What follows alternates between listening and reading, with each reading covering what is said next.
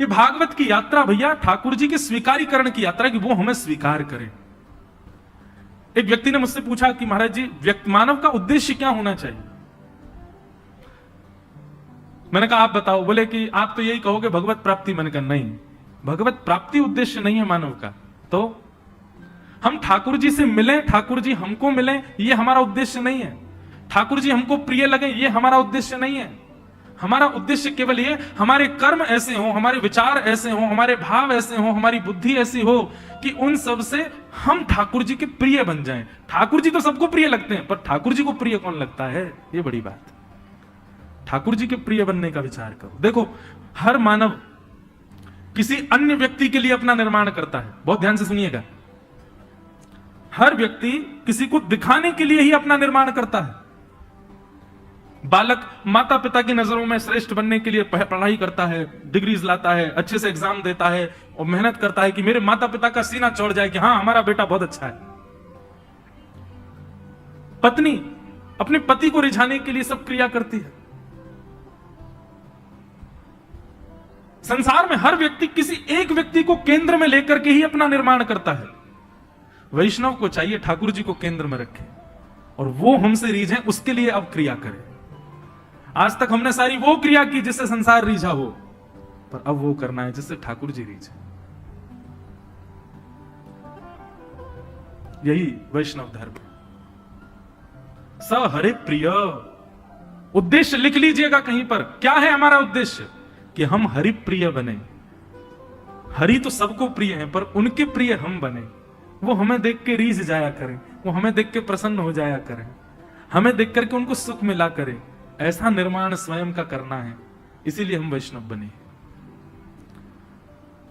जिस दिन से आप केंद्र बिंदु ये रख लेंगे ठाकुर जी को प्रसन्न करने के लिए ही सब करना है, आपको भक्ति करनी नहीं पड़े, अपने आप होती चली जाएगी। अपने आप आपके विचार शुद्ध होंगे, अपने आप आपकी क्रियाएं शुद्ध हो जाएंगी। तो इस प्रकार के भाव हैं, सब भावों को हम प्रणाम करते हैं।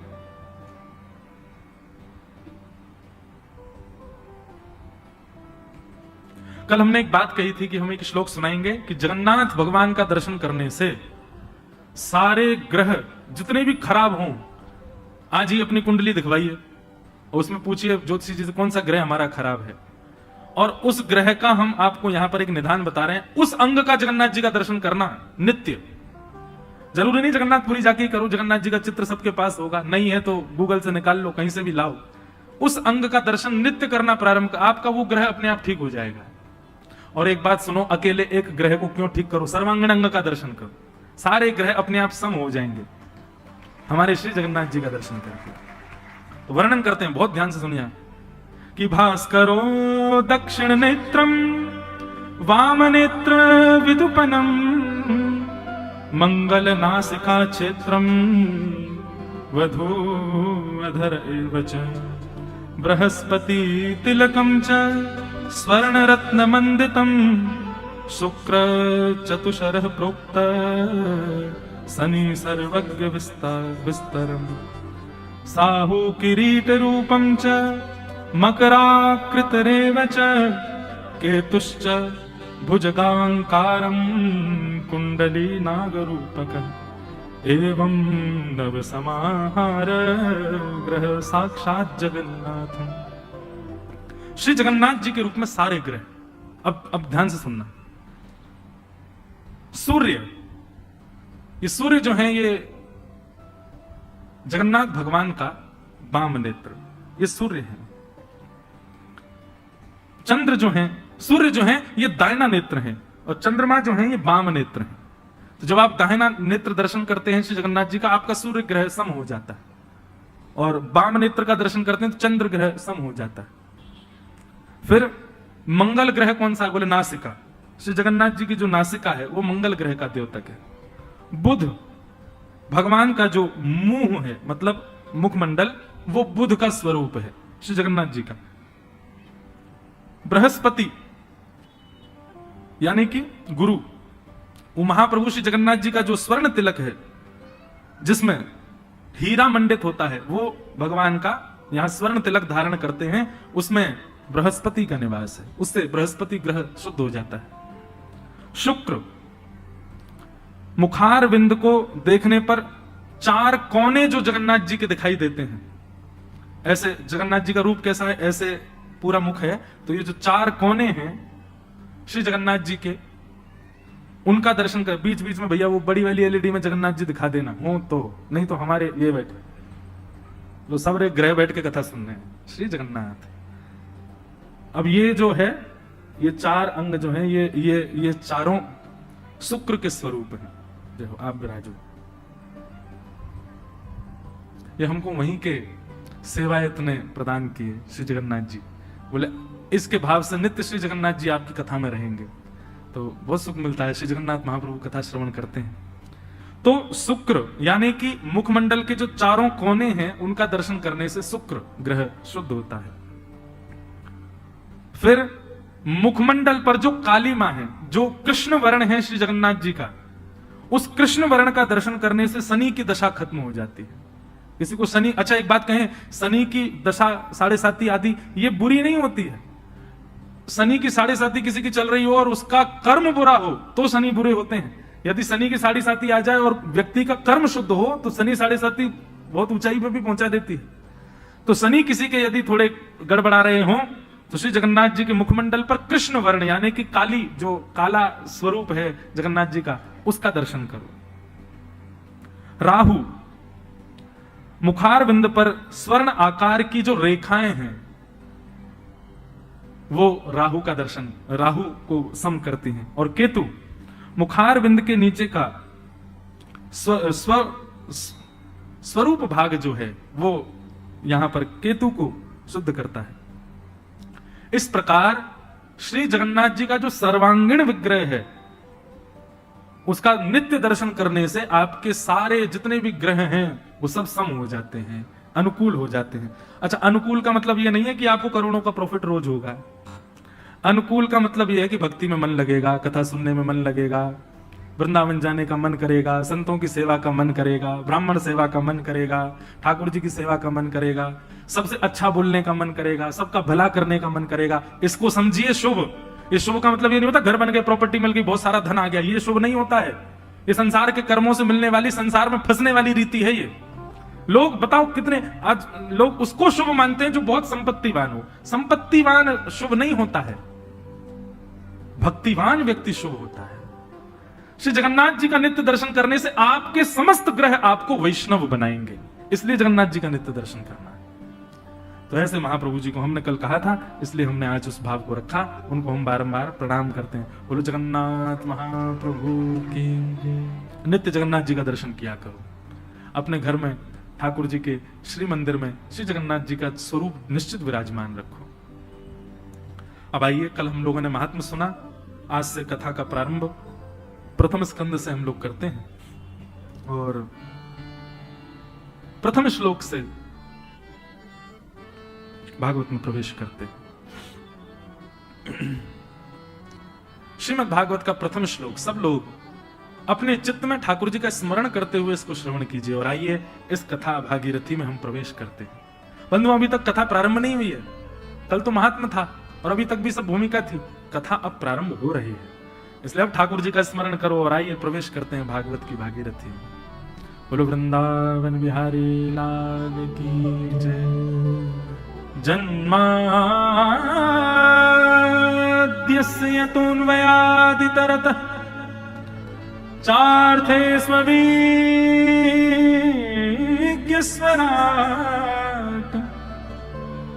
तेने ब्रह्म हृदयादि कवये मुह्यन्ति यत्सूरयः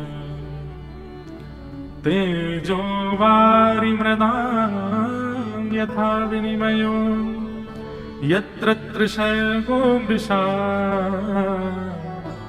धाम्ना स्वेन सदा निरस्तकुहकं सत्यं परम धीमहि। सत्यम परम धीमहि। बहुत सुंदर सूत्र कि ध्यान करने योग्य कौन है, ध्यान योग्य कौन है। धीमहि का मतलब हम ध्यान करते। ध्यान करने योग्य कौन है? बोले जो भी परम सत्य है वो ध्यान करने योग्य है। ध्यान किसका करना चाहिए बंधुओं? नित्य ठाकुर जी का ध्यान, सब कहेंगे उनका ध्यान करना चाहिए। केवल उससे काम नहीं चलेगा। उस वैष्णव का ध्यान करो जिसकी वजह से आप भक्ति मार्ग में आए हो। उस गुरु का ध्यान करो जिनकी कृपा से आप भजन के मार्ग पर आगे चल रहे हो। उस तीर्थ का, उस भूमि का, उस धाम का ध्यान करो जिसने आपको ठाकुर जी के योग्य बनाया है।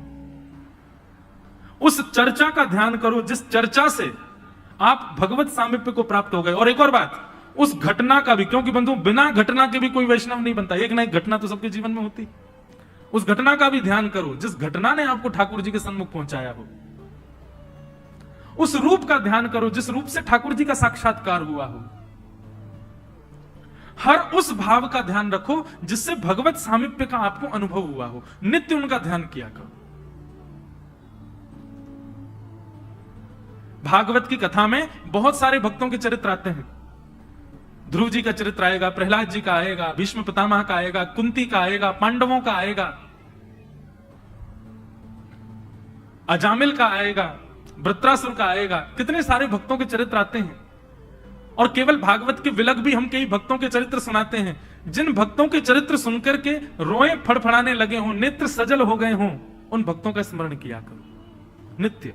और एक बात आपको बता दें, सबसे पहला ध्यान ठाकुर जी का नहीं, सबसे पहला ध्यान किसी वैष्णव का, उसके बाद गुरु का, उसके बाद तीर्थ का, उसके बाद धाम का, उसके बाद ठाकुर जी की लीला का, और अंत में ठाकुर जी का। ध्यान की विधा ऐसी।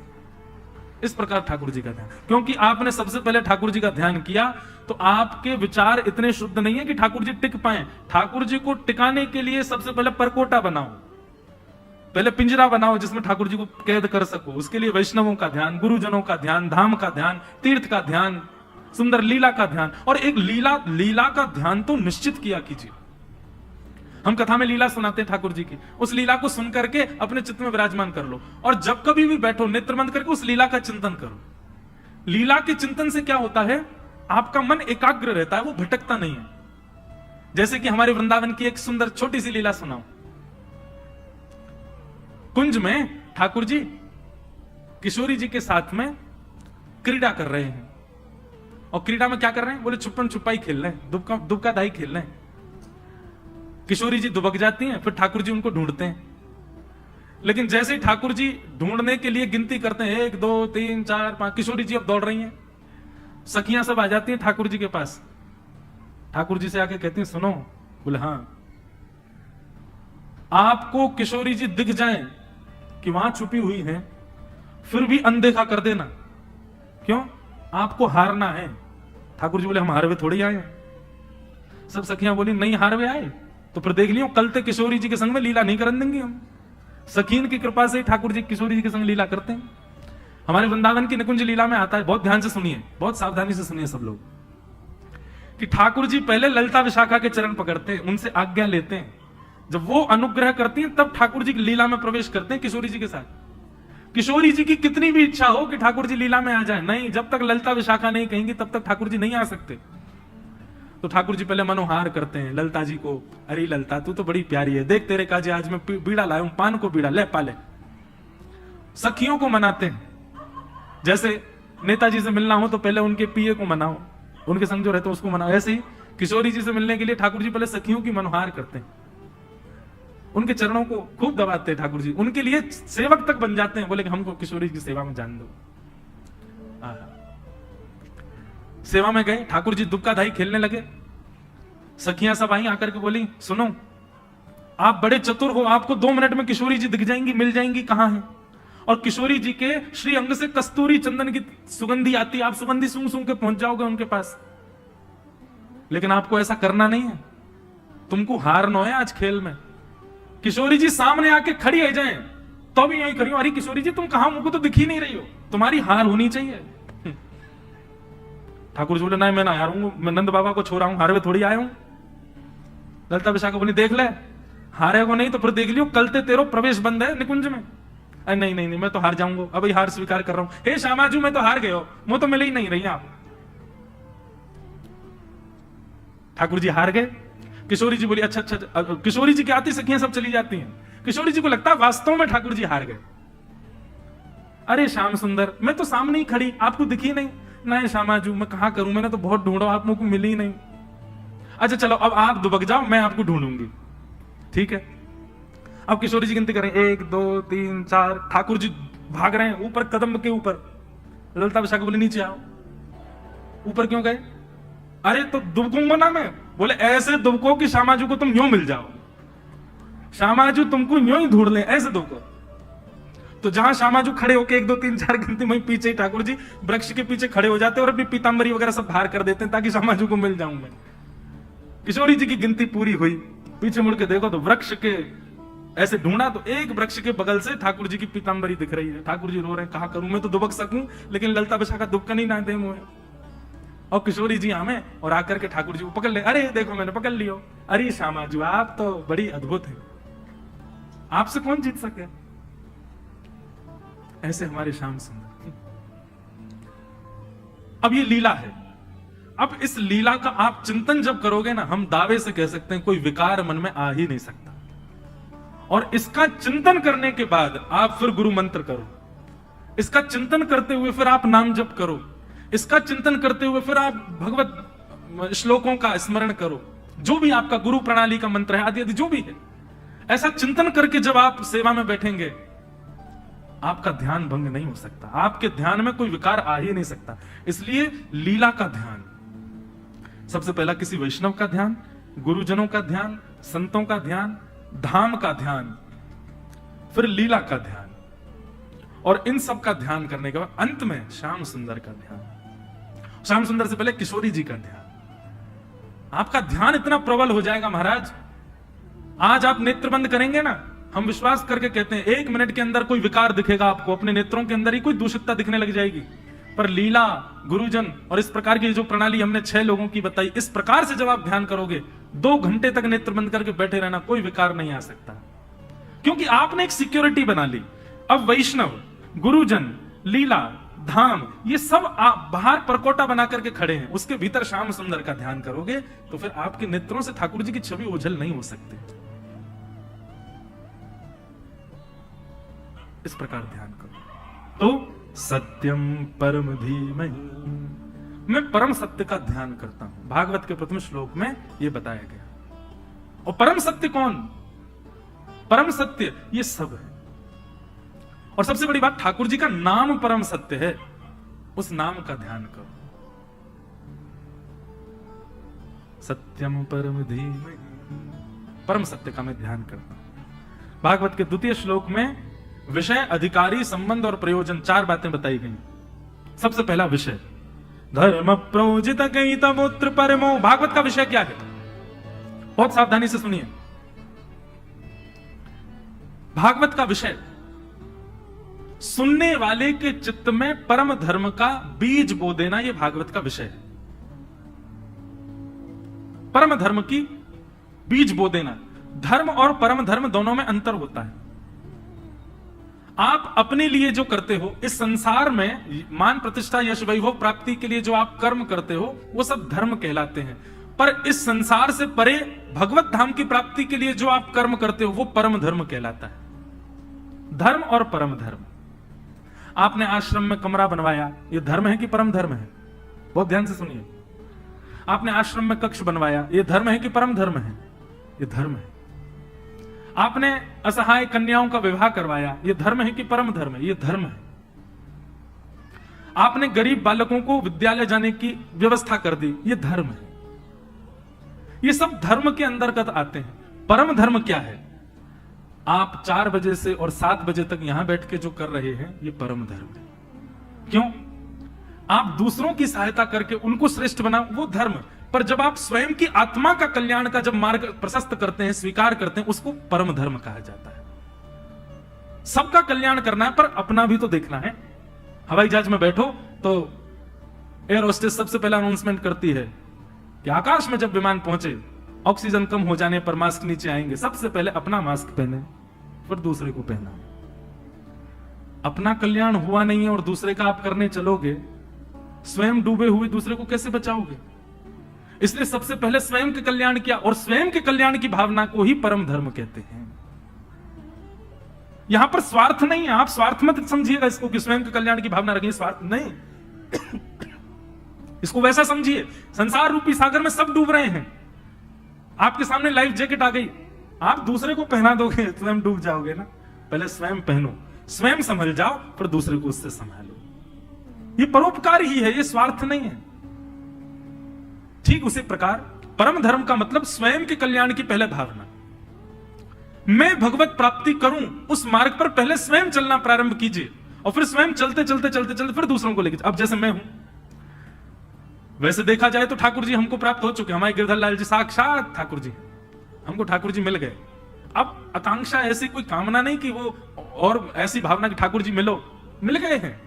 बस ये है कि अभी थोड़े से और नेक चंचल हो जाओ, नेक चैतन्य है जाओ, ठाकुर जी ने कौन लीला का अनुभव कराओ, ये भावना चित्त में रहती है। बाकी भगवत मिलन की ठाकुर जी तो मिल चुके।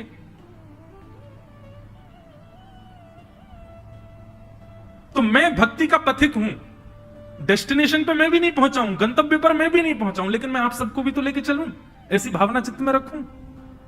तो अपना कल्याण पहले स्वयं पढ़ के आता हूं, फिर आपको सुनाता हूं। अपना कल्याण पहले, फिर दूसरे को बताओ। अभी क्या होता है कि अपना कल्याण तो हुआ नहीं, अपन लोग तो उस मार्ग पर चले नहीं, दूसरे को आज्ञा दे रहे हैं, दूसरे को कह रहे हैं कि आप ऐसा करो, उससे कल्याण नहीं होगा। तो श्रीमद् भागवत का विषय क्या है? परम धर्म के प्रति इच्छा प्रकट होना, अपने कल्याण की भावना चित्त में आना। और अपने कल्याण की भावना का मतलब यह नहीं कि मुझको खाना मिले, मुझको रोटी मिले, मुझको घर मिले, मुझको वैभव मिले, मुझको संपत्ति मिले। अपने कल्याण की भावना का मतलब है मुझे ज्ञान मिले, मुझे वैराग्य मिले, मुझे भक्ति मिले, मुझे ठाकुर जी का प्रेम मिले। यह कल्याण की भावना, यह भावना चित्त में उत्पन्न होना, इसी को परम धर्म कहते हैं। यही भागवत का विषय है। धर्म प्रौजत कई तवोत्र परम। दूसरी भागवत का अधिकारी कौन है? सबसे बड़ी और सबसे विशेष बात, बहुत ध्यान से सुनना। भागवत का अधिकार किसको है? निर्मत्सराणाम सता, मात्सर्य दोष से रहित व्यक्ति।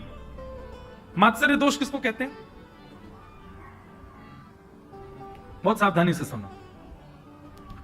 मात्सर्य दोष का मतलब होता है दूसरे के प्रति ईर्ष्या की भावना, किसी के प्रति ऐसी भावना रखना कि उसकी उज्जवलता, उसकी श्रेष्ठता, उसकी प्रबलता से आप परेशान हो जाओ। जो दूसरे से ईर्ष्या रखता है, ऐसे व्यक्ति को ना तो कथा सुनने का अधिकार है और ना कथा कहने का अधिकार है। मैं तो कथा में कहता हूं कि संसार में सबको किसी ना किसी से ईर्ष्या होती है। 7 दिन के पश्चात जैसे ही यहां कथा विराम हो, आपको सबसे पहला काम क्या करना है? पंडाल से निकलते ही उस व्यक्ति के घर जाओ जिससे आपको ईर्ष्या होती है, और उसको जाके देखो। अब भी वो आपको नकचड़ा लग रहा है, अब भी आपको वो दुष्ट लग रहा है, अब भी उसके प्रति वही भावना है जो पहले थी, तो समझो अभी और कथा सुननी है मुझे। लेकिन जैसे ही आप कथा पंडाल से गए और उस व्यक्ति के पास गए, बोले पहले तो ये नकचड़ा लगता था, लेकिन ऐसा नहीं है, ऐसा है तो अच्छा, देखो इसके नेत्र भी हैं तो सुंदर। हाँ ठीक है, कभी कभी कसेला बोलता है, लेकिन ऐसा नहीं है, कभी कभी मीठा भी है। ये गुण दर्शन होने लग जाए। जिसके प्रति ईर्ष्या थी, अब उसके प्रति किंचित प्रेम प्रकट हो जाए, तो समझो आपको कथा ने स्वीकार किया है। भैया ये सब लक्षण हैं। आप ताली बजाते मुझे सुख तो मिलता है, लेकिन ये लागू होने चाहिए जीवन में, नहीं तो इतना खर्चा करने का क्या फायदा, मेरा इतनी दूर से आने का क्या फायदा, आपका यहां 4 घंटे बैठने का क्या फायदा। ये सब घटना चाहिए जीवन में। निर्मत्सराणाम सता, मात्सर्य दोष से रहित हो जाओ, मात्सर्य दोष नष्ट हो।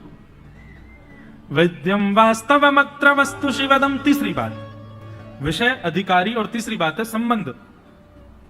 सबसे बड़ी बात, श्रीमद् भागवत जी कथा सुनने कराने से लोगों के अंदर एक भावना है कि कथा कराने से पितृ मुक्त हो जाते हैं, कथा कराने, कथा सुनने से हमारे जीवन के पाप नष्ट हो जाते हैं, कथा कराने, कथा सुनने से जीवन में फिर आगे उपलब्धियां प्राप्त होने लग जाती हैं, कथा कराने, कथा सुनने से नाम यश बहुत हो जाता है, आदि आदि सब आपके अंदर भावनाएं आ रही हैं। पर हमारी एक बात सुनिएगा, श्रीमद् भागवत चतुर्विध पुरुषार्थ प्रदान नहीं करती है। धर्म, अर्थ, काम, मोक्ष, चतुर्विध पुरुषार्थ आपको यहां नहीं मिलेगा।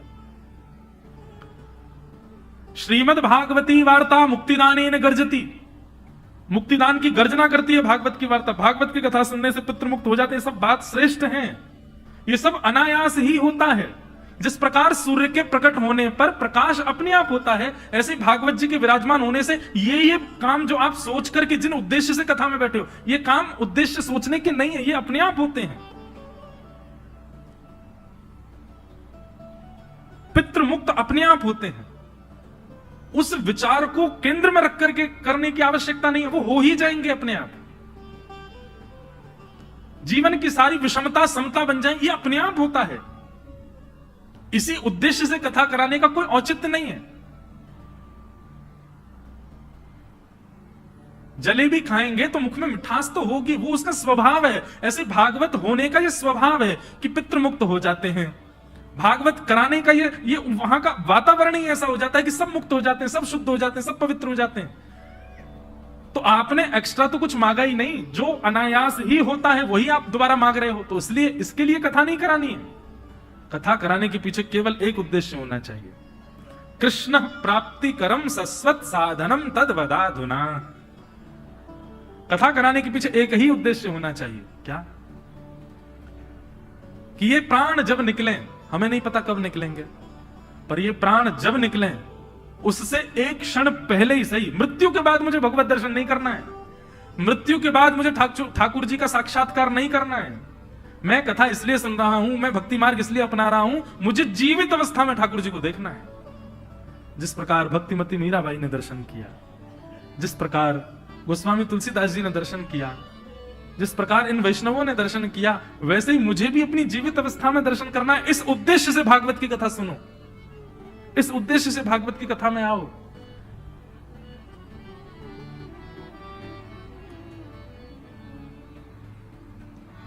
मीराबाई का एक पद है,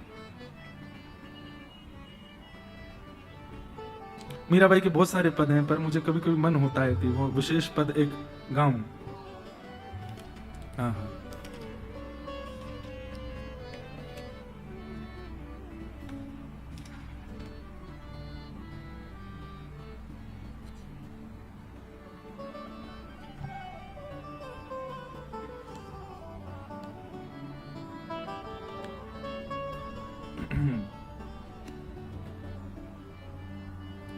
लागत है मोहे प्यारो जादूगर, लागत है मोहे प्यारो जादू।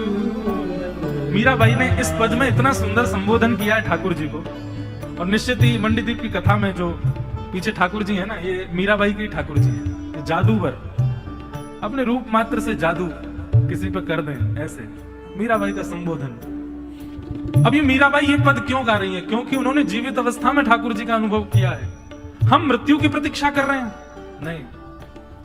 जिद पकड़ लीजिए बंधुओं, हट करिए ठाकुर जी से, नहीं, मुझे आपको अपनी जीवित अवस्था में ही देखना। जिस प्रकार मीराबाई कह रही हैं, वैसे हम भी कहें, लागत है मोहे प्यारो जादूगर, लागत है मोहे प्यारो जादूगर, लागत है मोहे प्यारो जादूगर, लागत है मोहे प्यारो जादूगर। हे जमुना के नीरे चरावे, यमुना के नीरे चरावे, यमुना के नीरे हरि धेनु चरावे, यमुना के नीरे हरि धेनु चरावे। ओढ़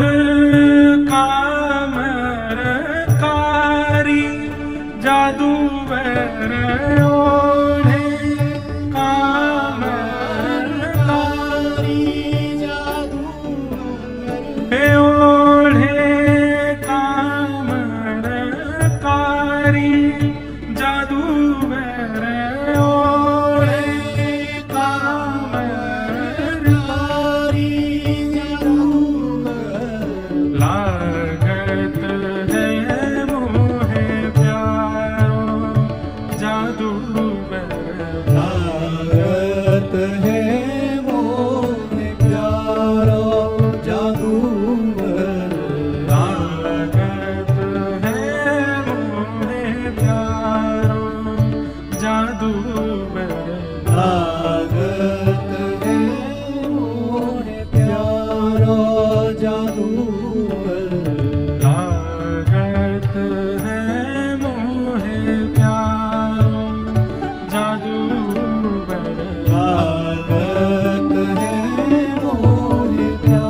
पूछा, ए मीराबाई तुम पूरे दिन गाती रहती हो, तुमने देखा तुम्हारे ठाकुर जी को?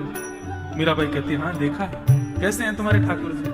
मीराबाई वर्णन करती हैं, सुंदर वदन कमल दल लोचन, सुंदर वदन कमल दल लोचन, सुंदर वदन कमल दल लोचन, सुंदर वदन कमल लोचन, हे पीतांबर पटवारो जादूवर, पीतांबर पटवारो जादूवर। मीराबाई के चरित्र में एक भाव आता है बड़ा सुंदर कि जब मीराबाई का ब्याह हो गया तो ब्याह होने के बाद जब मीराबाई मेड़ता चली गई, मेवाड़ चली गई राजा राणा जी के साथ भोजराज, तो वहां पर बड़ी संतों की जमात आने लगी मीराबाई का दर्शन करने। तो एक दिन राणा जी ने संतों से पूछा, बोले आप लोग मंदिर नहीं जाते, मीराबाई को देखने क्यों खड़े रहते हो? अरे भाई वो गृहस्थ आश्रमी है, एक पतिव्रता नारी है, एक पत्नी व्रत में भी हूं, वो पारिवारिक एक नारी है, और इस प्रकार एक पारिवारिक कन्या नारी का दर्शन करने की अभिलाषा ये शोभाजनक तो नहीं लगता है। आप लोग सब यहीं खड़े रहते हैं। जो कमरा था मीराबाई का, उसकी खिड़की के नीचे हजारों की तादाद में संत महापुरुष खड़े रहते, बस उसी खिड़की की ओर देखते रहते थे। तो बहुत सुंदर भाव है कि प्रश्न किया कि आप मीराबाई को क्यों देखते हैं? संतों से पूछा, बहुत ध्यान से सुनिए, मीराबाई के दर्शन की अभिलाषा आपके चित्त में क्यों होती है? ये एक शोभाजनक बात तो नहीं लगती कि आप एक विवाहिता कन्या नारी को देखने के लिए आते हैं? तो संतों का जो उत्तर था ना, राणा जी के नेत्र सजल हो गए। संत कहते हैं, बोले 2-3 कारण हैं मीराबाई को देखने के। बोले पहला कारण, मंदिर में विराजमान ठाकुर जी को देखने के बाद एक बार को चित्त में ये भाव आती है, चलो दर्शन हो गए अब बाहर चलो। पर मीराबाई को जब हम देखते हैं ना, तो मीराबाई नहीं दिखती हमको। मीराबाई का एक क्षण दर्शन करने के बाद नेत्र बंद हो जाते हैं और अखंड समाधि ठाकुर जी के दर्शन की हमारी लग जाती है। मीराबाई के दर्शन मात्र से हमारे नेत्र बंद होकर अखंडता ठाकुर जी के दर्शन की प्राप्त हो जाती है। कहां हम नेत्र खोल के मंदिर में दर्शन करते, चंद मिनट बाद लगता है अब चलो दर्शन हो गए, पर मीराबाई के दर्शन के बाद वो अखंडता आ जाती है। ठाकुर जी के दर्शन में ऐसी रुचि बढ़ती है कि फिर कोई और इच्छा ही नहीं होती। दूसरे संत ने कहा, बोले सामान्य नारियों को देखने के बाद में सांसारिक इच्छा प्रकट हो सकती है, पर हम आपको सत्य बताते हैं, कभी हमारी दृष्टि से देखो, मीराबाई को देखने के बाद तो हृदय का सबसे बड़ा रोग जो काम है ना, वो भी नष्ट हो जाता है। उनका सौंदर्य, वो सुंदर है, उनके नेत्र भी सुंदर है, उनका रूप भी अति अद्भुत है, पर मीराबाई के सौंदर्य को देखने के उपरांत कोई सांसारिक कामना नहीं, बल्कि किसी के चित्त में यदि सांसारिक कामना होगी भी ना, तो मीराबाई को देख के वो कामना नष्ट हो जाती है। ऐसा मीराबाई का स्वरूप है। अरे हम संत महापुरुष तो उनको देख करके अपने विकारों को नष्ट करते हैं, ठाकुर जी की अखंडता का अनुभव करते हैं। बंधुओं, एक और ये बात है कि वैष्णव का स्वरूप कैसा हो जाता है, उसको देखने के बाद में फिर सांसारिक कोई इच्छा सामने वाले के चित्त में नहीं रहती। जिसको देख करके ठाकुर जी प्रिय लगने लग जाए, समझ जाना ये वैष्णव है। जिसको देख करके वृंदावन की याद आ जाए, जिसको देख करके ठाकुर जी की याद आ जाए, समझ जाना ये वैष्णव है। लेकिन स्वयं को वैष्णव बताता है और उसको देखने के बाद भी कोई मन में विकार नष्ट ना हुए हो, तो समझना इसकी अभी भजन में कमी है, इसलिए हमारे विकार नष्ट नहीं हो रहे। मीराबाई का ऐसा स्वरूप था। मोर मुकुट मकराकृत कुंडल, मोर मुकुट मकराकृत कुंडल, कर में मुरली धारा जादूगर, में मुरली धारा जादूगर, कर में मुरली धारा जादूगर, कर में मुरली धारा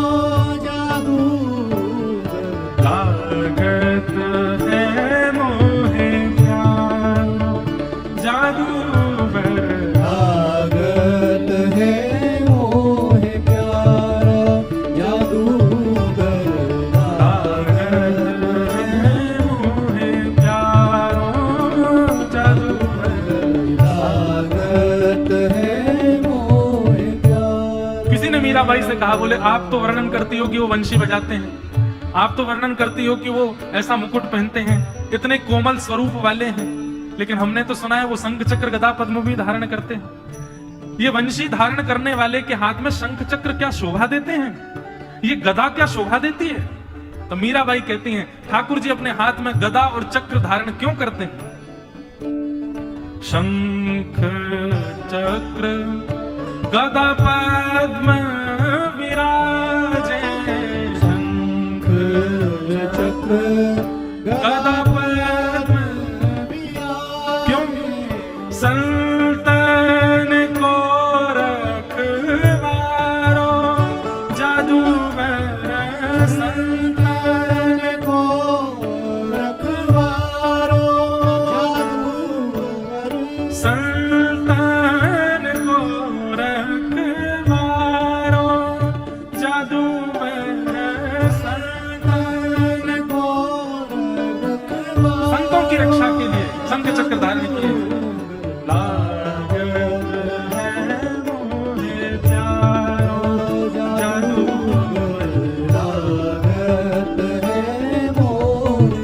एक सुंदर भाव।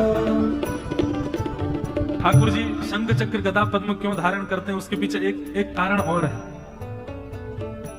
शंख चक्र और फिर दूसरी दो भुजाओं में गदा और पद्म, ये ठाकुर जी 4 आयुध धारण करके क्यों रखते हैं? भाई कोई विशेष व्यक्ति जब आता है ना, कोई विशिष्ट व्यक्ति जब चलता है, तो उसकी रक्षा सुरक्षा के लिए आगे पीछे कुछ पहरेदार चलते हैं, और पहरेदार और रक्षा कर्मी, सुरक्षा कर्मी पूरा नाका बना करके चलते हैं कि कोई इनका स्पर्श ना कर ले। हमारे संत जन वर्णन करते हैं, बोले ठाकुर जी के वक्ष में श्री जी विराजमान है, ठाकुर जी के वक्ष में किशोरी जी विराजमान है, और किशोरी जी विराजमान है तो किशोरी जी की रक्षा के लिए मानो जिस प्रकार कोई प्रधानमंत्री राष्ट्रपति के साथ में सिक्योरिटी चलती है, ऐसी किशोरी जी के लिए 4 हाथों में ठाकुर जी मानो पूरे आयुध लेकर के किशोरी जी की रक्षा करते हुए चलते हैं। जब कभी 2 भुज ठाकुर जी का दर्शन करो तो समझना नंद नंदन कृष्ण है, और जब चतुर्भुज ठाकुर जी का दर्शन करो तो समझना कि राधावर कृष्ण है, किशोरी जी की रक्षा के लिए खड़े। ये राधावर कृष्ण है। मैं तो द्वारिका जाता हूं, द्वारिका में तो रुक्मणी रमण भगवान है, लेकिन वहां के पुजारियों से मेरी नोक झोंक हो जाती, मैंने रुक्मणी रमण नहीं है, ये तो राधा रमण ही है। बोले कैसे 4 भुजा वाले हैं, ये राधा रमण कैसे? मैंने कि ये 4 भुजाओं में आयुध इन्होंने बीच में विराजमान श्री जी की रक्षा के लिए धारण कर रखे, jet plus security Thakur ji ने धारण करी, श्री जी हैं चित्त में, उनके लिए 4 भुजा धारण करके खड़े। बोले चतुर्भुज भगवान की जय। हे मीरा के प्रभु गिरधर नागर, मीरा के प्रभु गिरधर नागर, मीरा के प्रभु गिरधर नागर, मीरा के प्रभु गिरधर। बहुत सुंदर था। कौन है? जीवन प्राण हमारो जादूवर, जीवन प्राण हमारो जादूगर, जीवन प्राण हमारो जादूवर, जीवन प्राण हमारो जादूगर।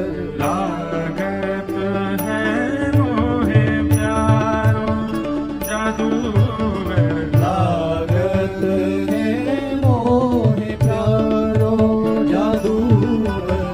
लागत है मोहे प्यारो जादूवर, लागत है मोहे प्यारो जादूगर। हे जीवन प्राण हमारो जादूवर, जीवन प्राण हमारो जादूगर। भक्तन को रखवारो जादूवर, भक्तन को रखवारो जादूगर।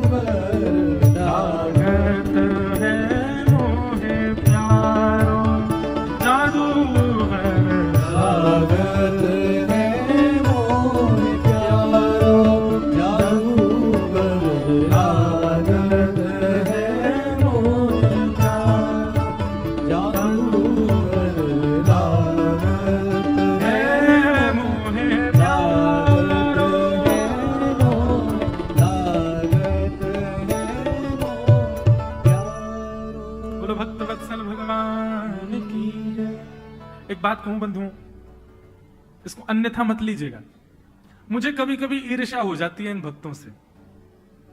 इनको मिल गए